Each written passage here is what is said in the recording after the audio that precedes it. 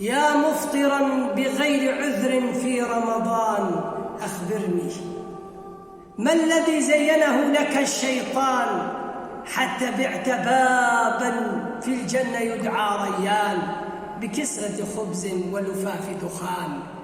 ما الذي زينه لك الشيطان حتى استبدلت العتق من النيران بغضب وسخط الرحمن؟ ما الذي زينه لك الشيطان حتى رأيت النار جنة والجنة نار؟ يا مجاهرا بفطره والناس صيام، استحي من الله، استحي من الله الذي يرعاك بعينه التي لا تنام. اخجل من الأطفال الذين لم تجر عليهم الأقلام إذ صاموا وتنافسوا على القرآن والقيام، وأنت تتفاخر بفطرك بين الأنام. ما الذي غرك بربك أيها الإنسان؟ ما الذي غرك بربك أيها الإنسان؟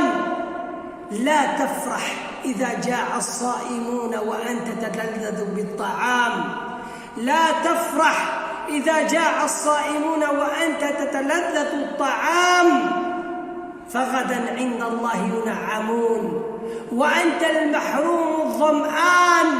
سيذوب قلبك ندما، سيذوب قلبك ندما على هذه الأيام، وستدرك أنك هدمت ركنا عظيما من أركان الإسلام.